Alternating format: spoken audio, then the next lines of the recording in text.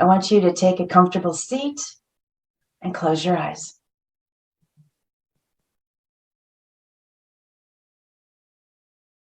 And beginning to follow the breath and allowing it to guide the mind, right? So our thoughts sometimes, we feel like we get carried away with them.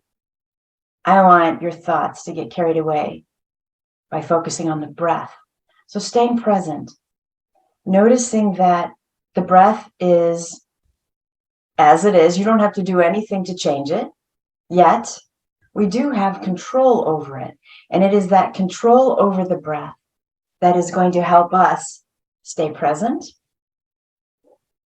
stay calm, and find a little bit of peace and serenity. So I want you to gradually lengthen the breath, deepen the inhales, and deepen the exhales.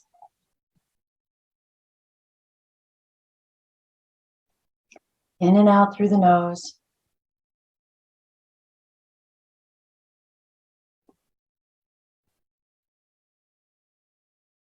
I want you to listen to the sound of your breath.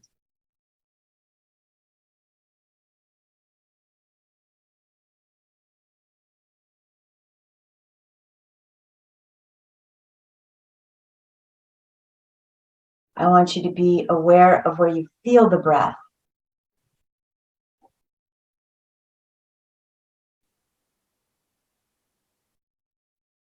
And let's even break that down a little further. Take your focus to your diaphragm and just notice if you feel the breath there. You might not.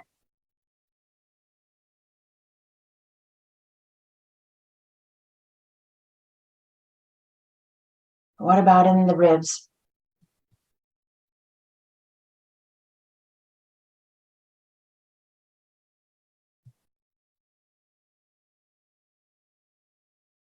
The chest?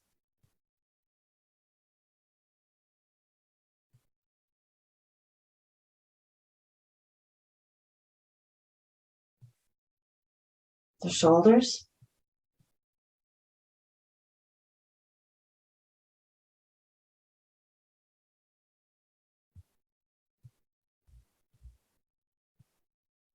The nose?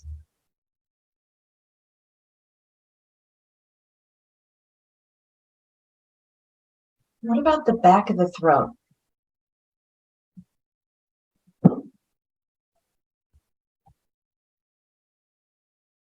And this one might sound odd, but what about the forehead?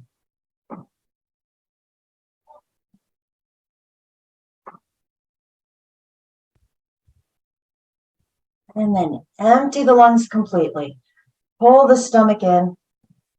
Slow, deep inhale through the nose. Hold the breath. And when you're ready, this will be a cleansing exhale through an open mouth.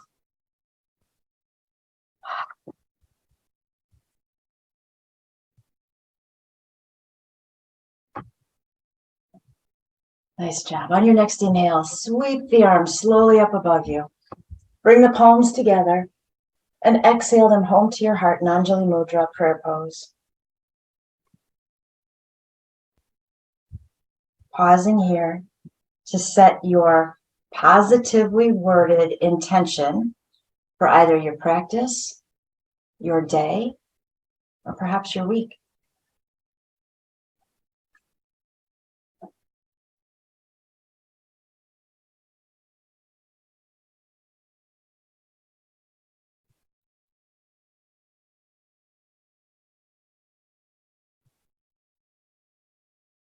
When you're ready, release the palms down on the knees. We're going to find our seated cat-cow. So inhale, sit up tall. Exhale, round the spine, pull back, straighten out the arms, the chin drops to the collarbone. Inhale, sit up tall. So keep going. This theme is going to be about inner conflict. And right now I know you're all going, well, I don't have any of that. We all have inner conflict at some point in time, right? And perhaps my inner conflict is going to be vastly different from all of yours and vice versa. But is there a way that we can see our inner conflict? Keep going with your seated cat-cow. Ours being different, yet perhaps some tools being very similar that we can use regardless. All right, next time you are seated all the way up, hold it right there and let go of the breath. Nice. Take the left fingers to the earth beside you. Inhale that right arm up. Exhale to the left. And I want you to create a little vinyasa here. So each time you inhale, the left hand's going to push into the mat so it tips the right hip into the ground. And you're going to feel the upper body lift a little bit, open the shoulder. Exhale, a little deeper in the stretch. Inhale, my left hand's pushing into the ground. I'm opening the heart. Exhale, sink deeper. You got it. So to talk about this inner conflict, we're going to have to talk about a few different things that we're going to combine all together. We're going to talk about 3 of the chakras. We're going to talk about the Sanskrit word Atman. And then we're going to bring in a Native American story. So we've got a lot to cover. All right, exhale, deepen, hold it right here. Breathe. Nice job. Inhale, slowly make your way all the way up. Release the right hand down, close your eyes. What do you feel? What do you notice?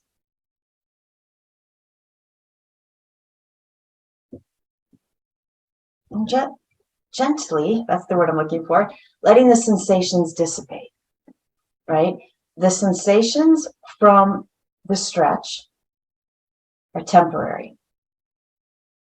The sensations from the stretch are temporary. Well, now you might answer me back, well, what if I stretch too far and I pull something? Yeah, you're going to feel that for the next few days, but it eventually goes away. It's temporary. All right, right fingertips to the earth. Inhale that left arm up. Exhale to the right. Inhale, you're coming up slightly. That right hand's pushing the mat away, forcing, I don't like the word forcing, but gently forcing that left sit bone and hip down, right? And then you're deepening. Keep going. Pulling the top shoulder back.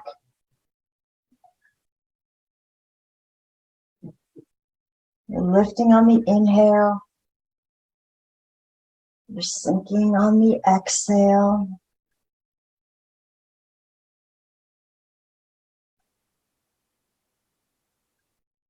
If that left hip and sit bone are not touching the mat, you're going down too far into the stretch. All right, when you're ready, settle and deepen this a little bit more. Keep breathing. And inhale, slowly come back up. Exhale the left hand down, close your eyes, feel the sensation in the left arm.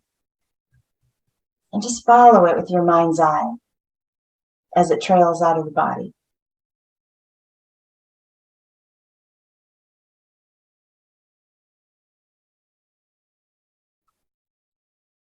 Some of the emotions that I think, I'm going to say it this way, that we get hung up on, but I don't mean it in a negative way. Remember I said sometimes the mind takes us with it? Some of those emotions do too. What are some of those emotions for you that feel like you're getting carried away, that you have no control over?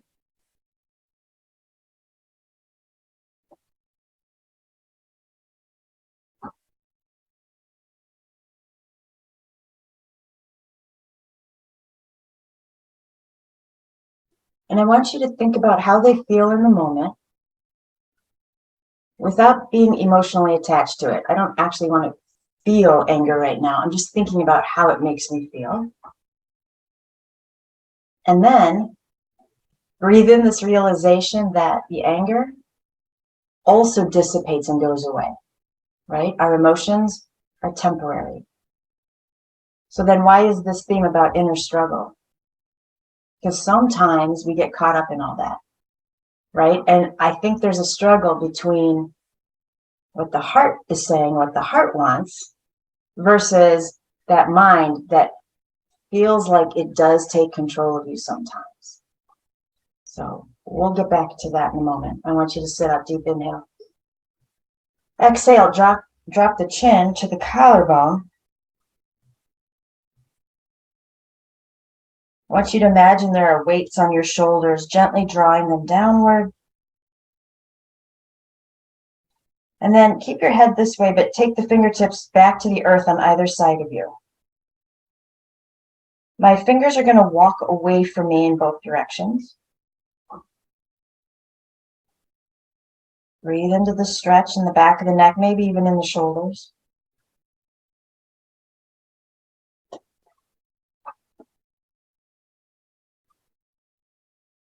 And then allow the fingertips to start walking backwards. So gently behind you.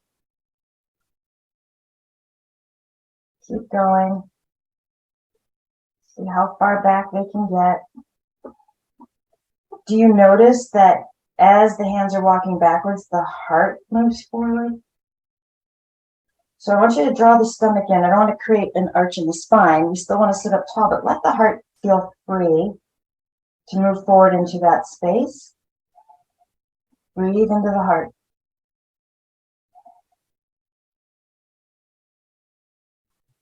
So no pain in yoga, even gentle yoga. If this is a problem for your shoulders, you're going to change it up. Feel how the shoulder blades are drawing towards each other.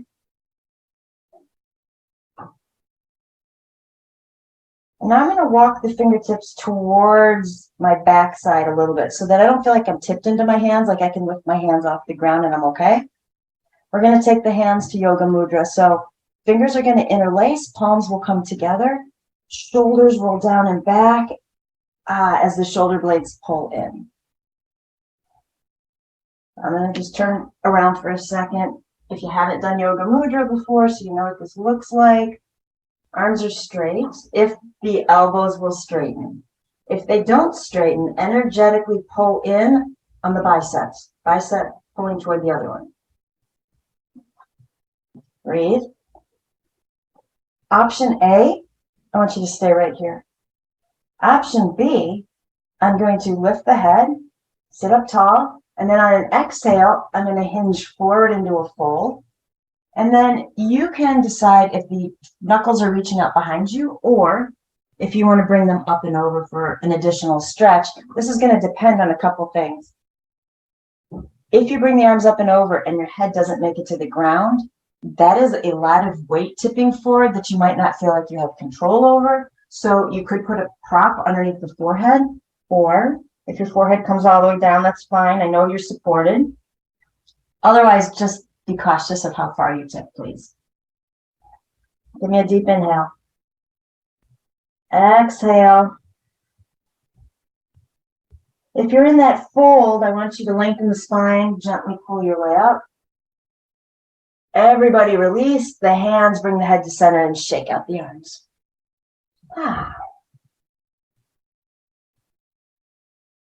All right, backs to the hands on the knees. Pause right here. Close your eyes.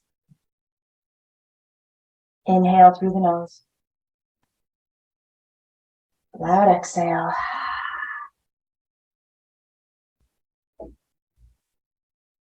Fabulous. All right, let's come to table, shall we? Hands and knees.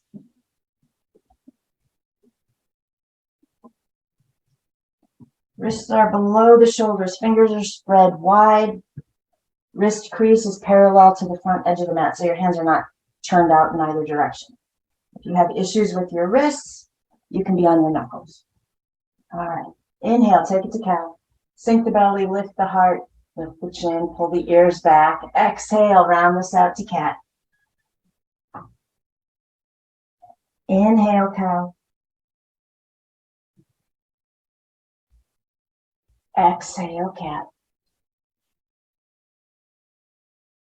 Come back to a neutral spine. We're going to send the left leg straight out behind us, keeping the hips level. Foot is flexed, toes are facing down. Option A, stay right here. Option B, right arm forward for cat balance. Breathe. Again, do not sink into this pose. We don't want an arch in the low back, so draw the stomach in. Push the ground away. Lengthen. Exhale, hand and knee back down. Nice job. Shift the weight over, send the right leg out. Set your alignment, draw the stomach in, and then if you want to add the left arm, go ahead.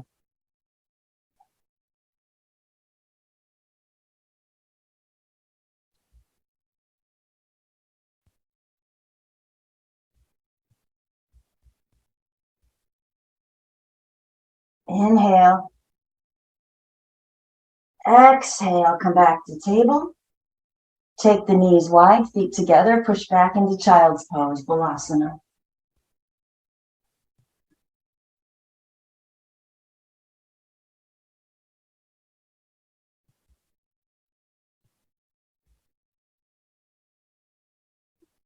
All right, we're going to inhale our way back up into table. Tuck the toes. You know where we're headed, downward facing dog. Keep the hands and feet where they are initially. You might keep the knees bent, walk the feet out.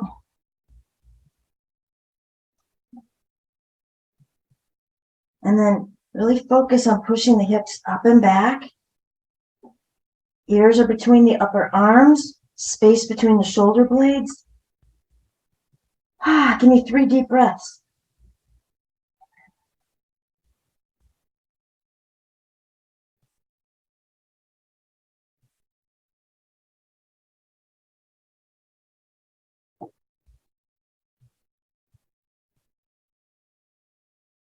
Good job. Inhale again. Exhale. Lift the heels way up high. Bend into the knees. Crouching dog. You might feel the ribs rest on the thighs. You might not. Breathe. Find your happy place. Good job. I'm going to take my gaze forward between my hands so that as I shift my weight forward, I can just set my knees down and see where I'm going. We're coming all the way down onto our stomachs. We're going to find a restorative hip opener right here. It's called gecko. So right arm is the pillow for your head, for your right ear. Left knee is sliding out. You're going to probably find 90 degrees between the hip and the torso, 90 degrees with the knee. Foot is flexed. And the ankle is, you're not holding the flex, it's just a subtle flex. But the ankle is in a straight line with the knee. Does that make sense? So that the shin is probably perpendicular to your mat. Left arm is in scarecrow. Now close your eyes. See if you can push that left hip down a little bit further to the earth. And settle in.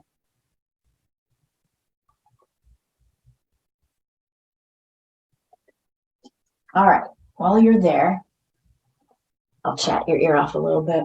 So I mentioned this Sanskrit word Atman. It means your true self. So it is that very deepest part of you that is your true you. The part of you, you might even say it's your soul. You could refer to it as your spirit, however you want to refer to it. It is your truest sense of self. It is the part of you that is on this Dharma path, and it is your physical you, your human you, that's trying to maneuver its way, right? So Atman, that I refer to it, I guess, as an inner light inside of you. I kind of see it sometimes as a flame. However you want to perceive this, it's all good. But that is you without all of the earthly human layers and labels. So you might say our intention is to tap into the space of the Atman. Yeah. But then I mentioned, well, we kind of need to talk about a few of the chakras here. When we have inner conflict, I already mentioned, it seems to me that it's a struggle between the heart and the mind, right? Our head is, excuse me, is great at taking us up on all these narratives, these different stories. Remember those books where you could like pick your own ending, like you get to a certain page and it would go, do you want to go to page 20 or do you want to go to 45? And you would pick 20 and you're like, Ooh, I didn't like that. So you go back, you're like, I'm going 45. That's what I meant the whole time, right? The mind does that for us all the time. We get a worry in our head, and the mind goes, ooh, it could end up this way. And we're like, oh gosh, that's scary. I don't like that. Back up to the thought. Well, it could go down this way. Oh, I don't like that either. I got to back up to the thought. And every time we do that, we go down a path with the mind and back up. And we go down a path with the mind and we back up. We're stuck in rumination. We're stuck in time travel. We're stuck in the past. And we stay there. So let's say we sit and think about this for an hour. We have just lost an hour to time traveling to the past where no change can occur. It is the brain's way of trying to figure out a solution to something that doesn't have one. Kind of like a Japanese koan, a riddle without an answer. So perhaps it's a situation where you might respond to me, well, but if I had done this differently, this would not have occurred. Sure. If you had, but you didn't. You didn't. And you can't change that. And that's why those experiences become learning lessons. Take the learning lesson with you to the present so that you can implement new behaviors, new reactions, and change. All right, give me a deep inhale. As you exhale, straighten out the left leg. We're going to switch gecko to the other side of the body.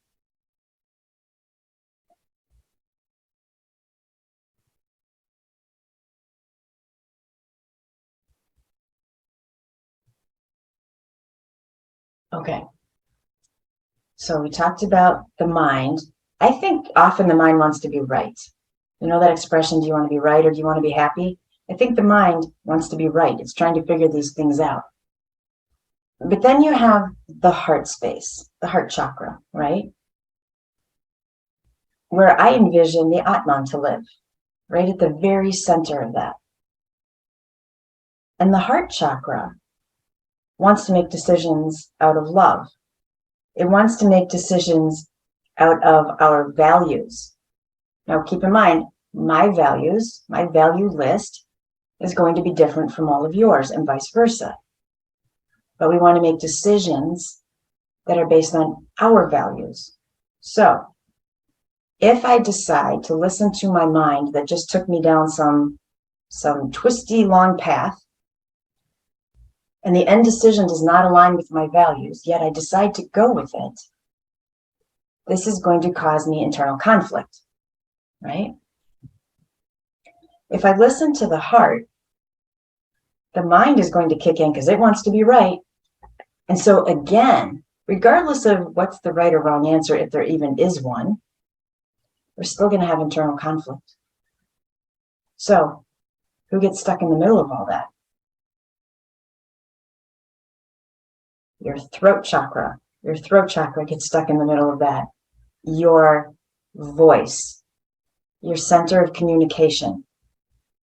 I'm going to come back to that. I don't want to leave you stuck in gecko forever, although you're probably pretty darn happy right there and are hoping that I forget to move you. Give me a deep inhale. As you exhale, straighten out that right leg. Let's slide the hands back by the low ribs when you're ready. Draw the shoulders back and down. Hands are going to push the mat away from you, so I just subtly slide forward. Inhale and lifting into Bhujangasana, which is Cobra. And I hope you know that Cobra can be at any height you want it to be. So if you want to stay low, stay low. If you feel like now my back needs to stretch, you can come up, but keep the thighs on the mat. Elbows stay soft. Shoulders do not rise up to hold the head. Breathe. Wherever you're at, deep inhale. Exhale, slowly drift down. Forehead to the mat. Stay for a breath.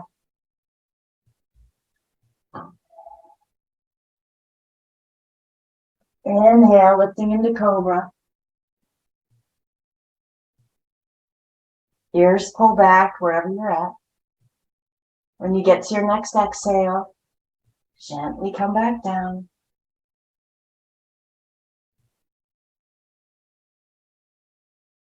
Forehead to the earth. We're going to do that one more time. So when you get to your inhale, go ahead and lift.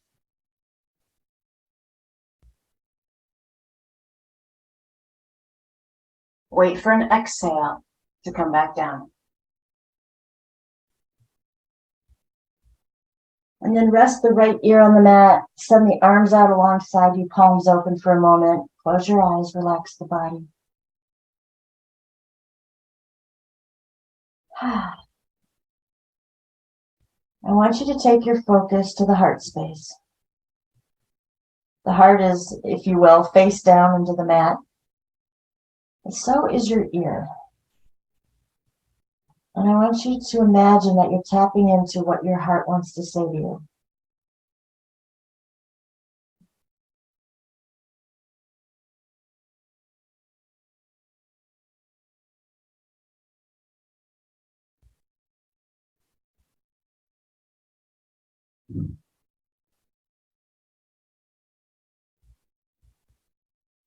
And so right now, with the right ear down to the earth, we are listening to the heart's vibrations through the masculine side of the body, the side of the body that wants to figure everything out. So now go ahead and turn your head to the other side so that the left ear is down, the feminine side, the nurturing side.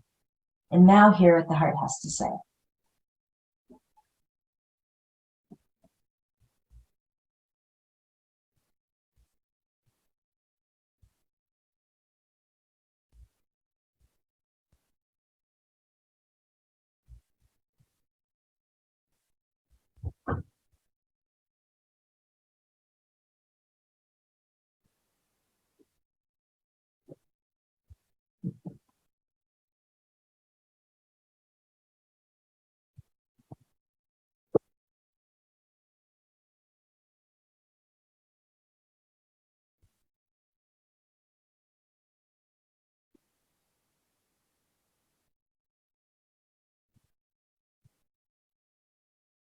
All right, on your next breath, let's bring the head back to center. Plant the hands by the low ribs. Gently push your way up into table. We're going to let the hips sway from side to side.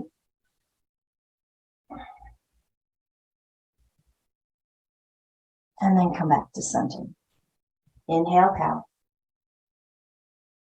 Exhale, cat. Neutral spine, tuck the toes. Downward facing dog. Push those hips back. Your wrist should not be over your shoulder.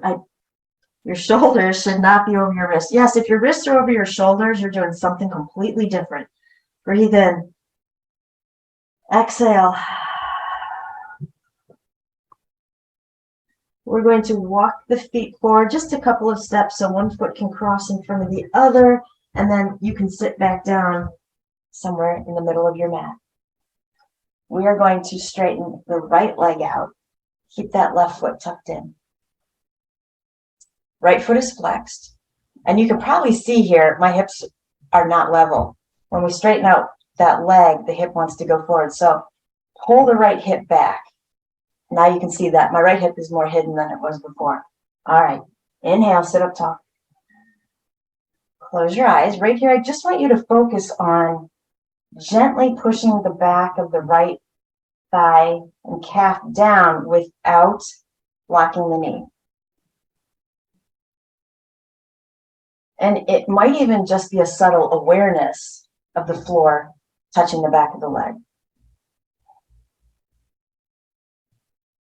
Inhale, take the arms up. Bring the palms together. Exhale to the heart. Again, kind of paying homage here to what the heart and the Atman want to say to you. And then I'm going to turn my fingertips away from me and gently hinge forward in a fold. You can release the hands then to support you. And I want you to take your time going into this fold. So I always like to move around a little bit and loosen up before I kind of melt straight down. That's up to you. What is important is that you stop where your body's telling you to stop. Also, if you're feeling really tight, add a soft bend in the knee.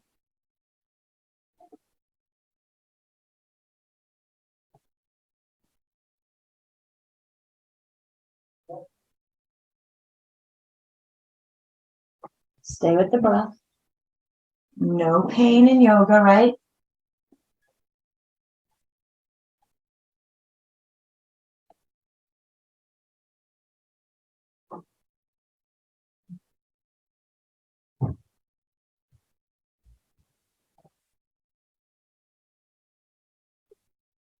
And then slowly begin to make your way back up. Inhale. Oops, hit my blocks. Take the arms up. Bring the hands to the heart. Right hand behind you. Left hand to the outside of the right thigh or the outside of the calf, not the knee. Okay, so sit up tall and then exhale. Use the left hand to push against the leg and take you into a twist here. The head will turn to look over the shoulder.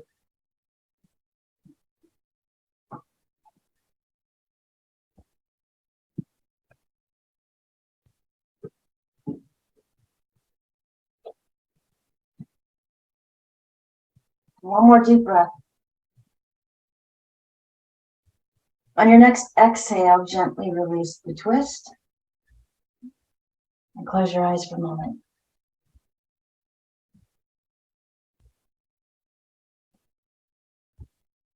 We're going to draw that right foot in now, taking the legs to cobbler, Baddha Konasana. So gently grabbing onto the feet somewhere, maybe it's the ankles. If your hips are really tight, this pose might look more like this with the knees up in the air. And you're going to feel like you're working. So if you do have any props, if you don't, you can grab things around the house. It doesn't have to be a yoga prop. But you could put something underneath the legs so you're not working so hard. Box of Kleenex, toilet paper rolls, anything. Yeah? Close your eyes. Just follow the breath. Breathing in peace.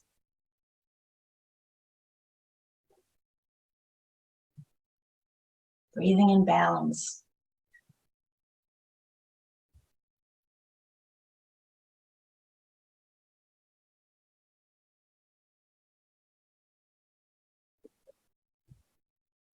And then softly dropping the head so you can look down and see your feet.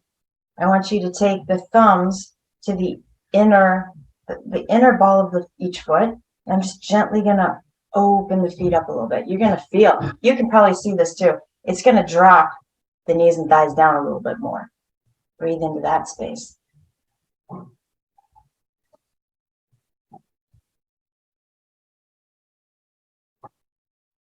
And then let go. We're going to stretch out the left leg. We're going to keep that right foot tucked in. Again, remember, once you get here, pull the left hip back. Flex the front foot. Close your eyes for a moment. Just feel the back of the leg touching the earth. So there cannot be judgment in yoga. So having said, oh, feel the back of the leg touching the earth, what if you're too tight to sit at 90 degrees and your knees bend? There's no judgment here. Some part of your left leg is touching the earth. So if it's focusing on the heel, that's fine. Okay? Making your yoga practice what you need it to be, knowing that what you look like right now on the mat is exactly how you're supposed to. All right, let's inhale. Take the arms up. Bring the palms together. Exhale to the heart. I'm going to give a nod to that heart chakra again. Inhale, sit up tall, turn the fingertips towards the foot, and gently hinge forward into your fold. Take your time getting there.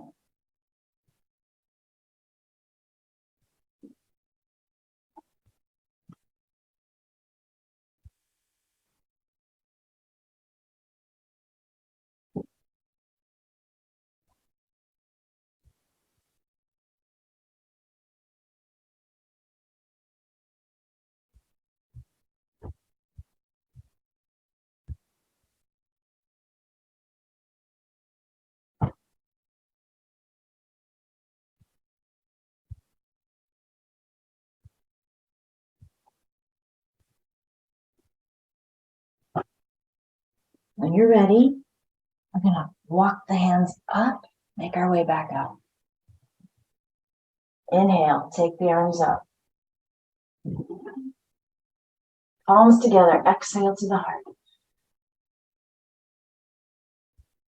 Left hand is coming behind you. Right hand is coming to the outside of that left leg.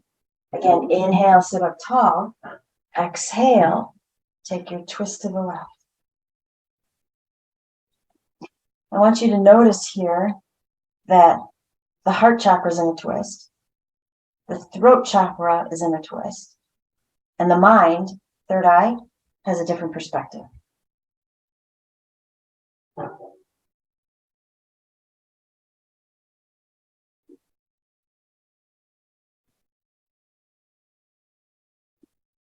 And inhale. Exhale, unravel, come back to center. Baddha Konasana with the feet.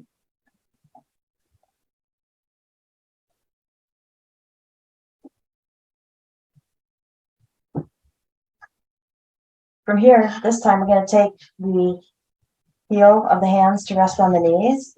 So as I gently push down on my legs, I am going to let the upper body go where it wants to go. You might get the shoulders involved a little bit. Maybe you just want to treat this more like a seated cat-cow where you're just sitting up, rounding out, however it feels good to you. I want you to let your heart guide you, not your mind. What does that mean? On the yoga mat, no ego. So if the mind kicks in and goes, oh, well, I think you should make it look like this because it'll look better. That's the mind kicking in. We don't want that on the yoga mat. Heart gets the lead.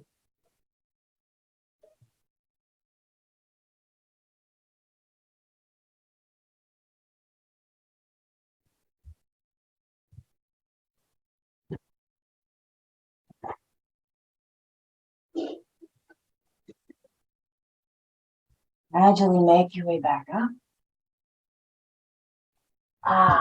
Pull the knees in towards each other. Give them a hug.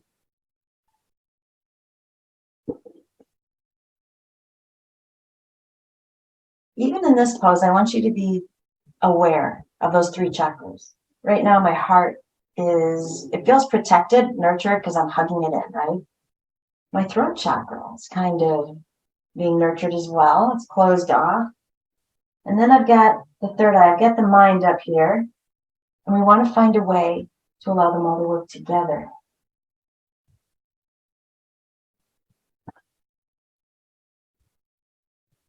Deep inhale through the nose. Cleansing exhale through the mouth.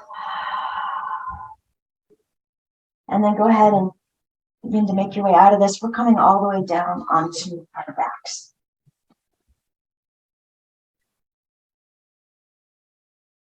Go ahead and hug the knees into the heart and rock it out.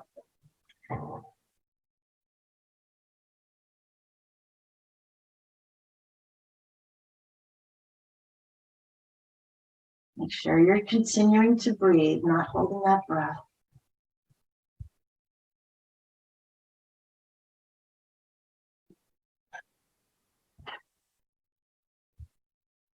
All right, let's set both feet back down on the mat, hip distance apart.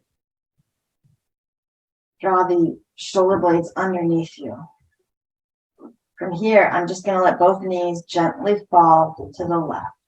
A very, I hope, peaceful twist. Close your eyes. If this is not peaceful, do what you need to do to change it up. So for instance, if that top leg is getting too much of a stretch just because of gravity is pulling it down, you could always take your block or that Kleenex box or something and prop that knee up.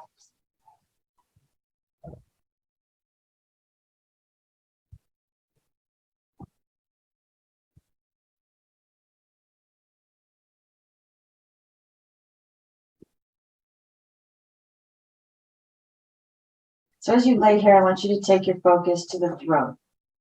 I want you to feel the breath traveling through the throat. How can we involve the throat chakra between what the heart wants and what the mind wants, right? I think sometimes when the mind kicks in and it's really strong, The throat chakra is pretty vocal because the mind is like, this is what we want. Come on, tell everybody. Maybe it comes out aggressively.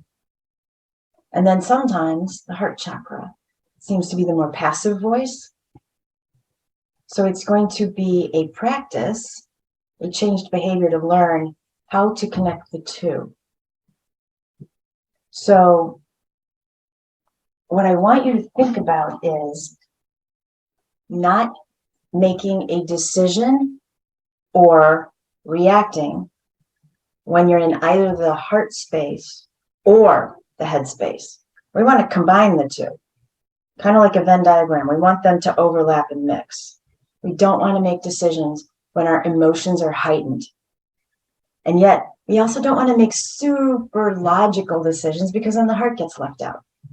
So we have to find a way to merge the two voices and then speak from the throat. Give me a deep breath in. Big exhale. Keep the feet on the ground, but gently bring the knees back to center. And then exhale them to the right. So we talked about the Atman, we talked about the chakras, and then I said there's also going to be a Native American story. And I would not be surprised if you've all heard this story before. But it's a good one, and it's important in our discussion. So this story is about a grandfather and his grandson. And the story has many different titles. I like the title, The Two Wolves, because I think wolves are a very symbolic animal.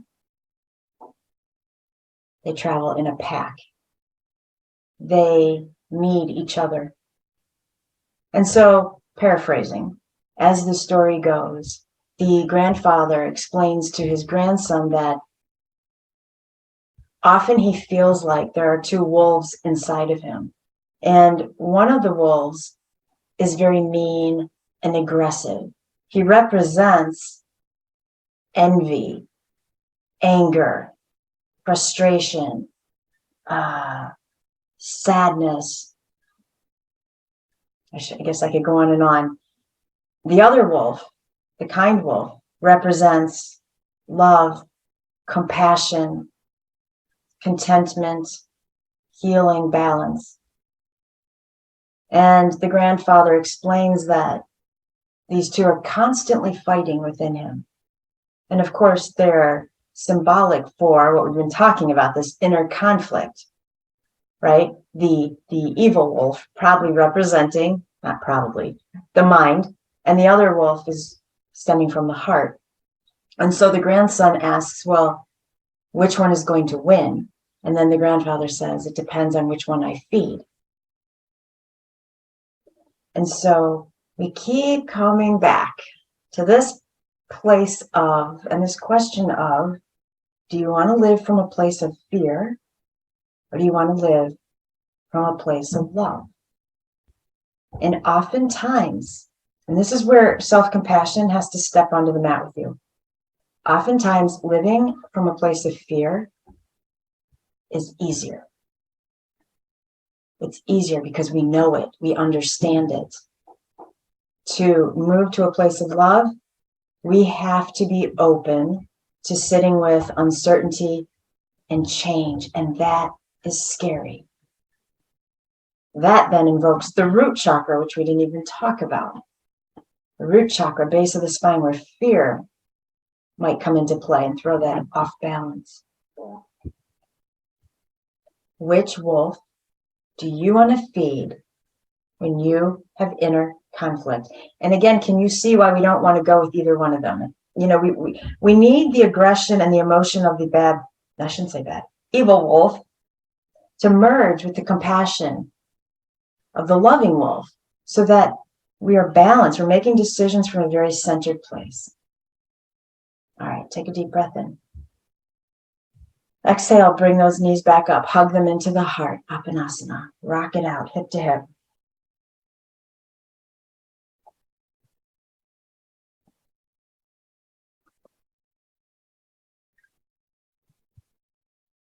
And then let's set that left foot down on the ground. Let's send the right leg up to the ceiling. Keep the right foot flexed. We're going to take possibly the hands behind your thighs if they go there. And if not, you can grab onto your yoga pants. You can use a strap, whatever makes you happy. And then let's create a little vinyasa here with the breath. So inhale, pull the leg in closer. No pain. Exhale, back it off. That doesn't mean you don't feel a stretch. Just don't go too far. Inhale, leg comes in. Exhale, back it off. Give me 3 more.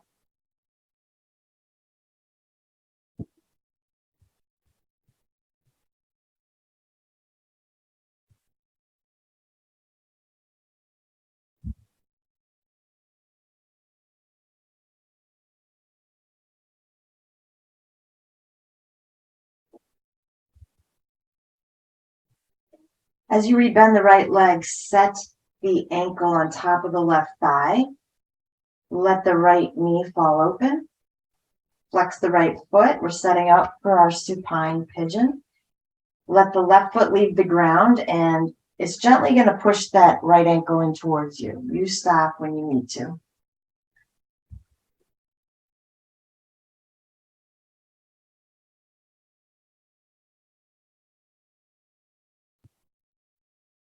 So even in this pose, you can start to apply the concept we've been talking about, right? The mind, the ego, the evil wolf might be saying, push in harder, push in harder. I've seen this pose in books. The leg should be closer to the upper body. And then perhaps the kind wolf and the heart chakra are saying, no, back away. Do not challenge yourself. Stay where it's peaceful. And this is why sometimes we need that happy medium, because we want a little stretch. So we find the balance between what the two are saying. All right, give me a deep inhale. Exhale, gently set the left foot down and then the right foot. Pause here for a breath, relax. Keeping the right foot on the mat as I send that left leg all the way up to the ceiling. Foot is flexed. Keep the foot flexed in these stretching poses because it protects the knee. Create your vinyasa. Inhale, leg comes in.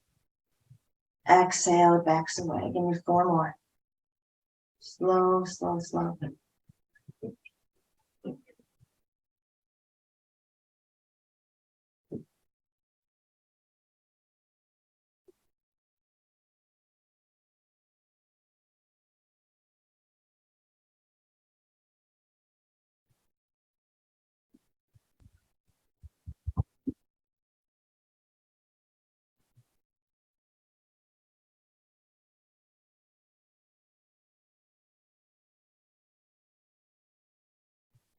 And when you finish that last one, we're going to bend the knee, set the outer ankle on top of the right thigh, let the left thigh and knee fall open, keep the foot flexed, and then the right foot will slowly leave the mat.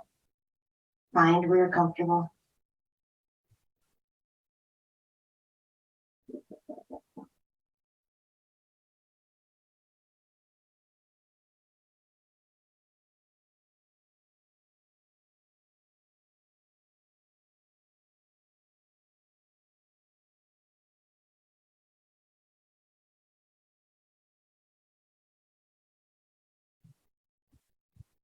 Inhale. Exhale, right foot down, left foot down.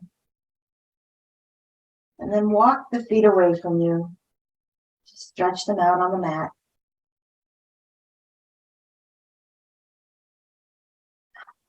Allow the feet to wiggle toward the outer edges of the mat. Ankles fall open.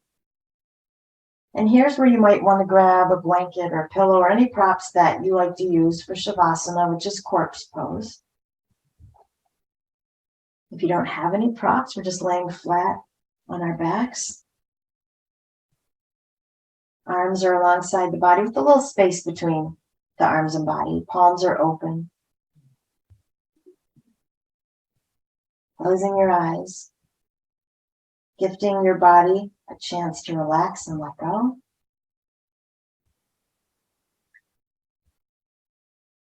And it is natural and normal for thoughts to pop in. The mind wants your attention, frankly, right? You can wave at the thoughts, you can acknowledge them, but then draw yourself back to the breath or to how it feels to be lying on the earth.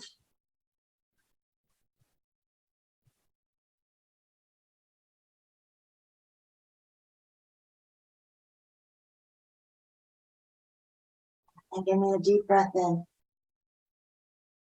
Loud exhale. And let go. You'll hear my voice when it's time to come back.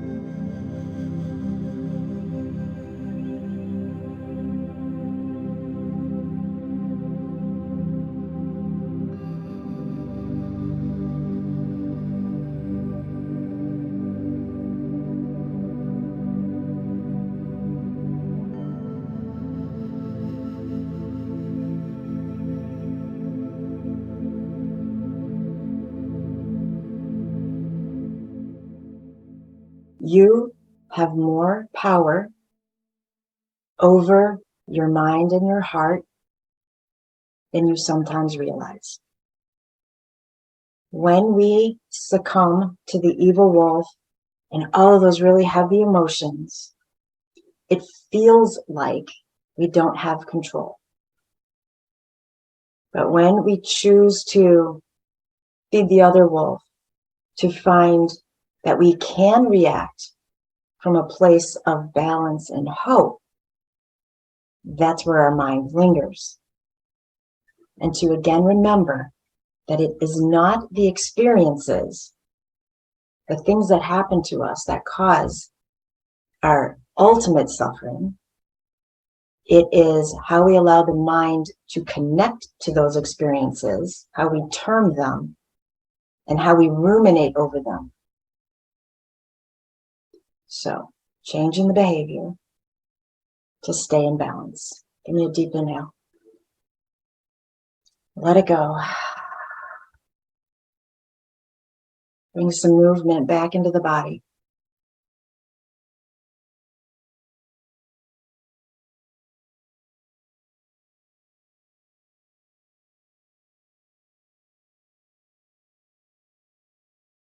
When you're ready, gently roll to a side in a fetal position.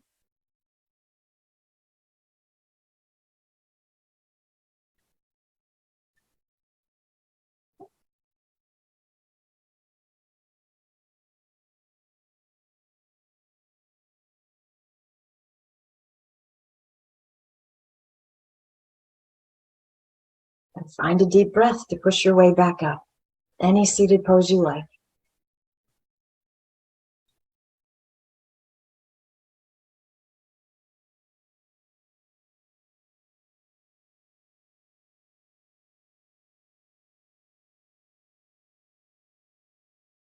Strong breath in through the nose. Cleansing exhale.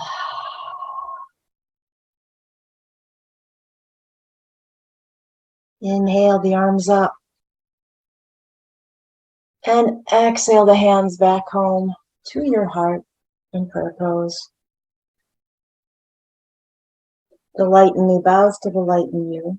And when I'm in that place in me, and you're in that place in you, then we become one. Namaste.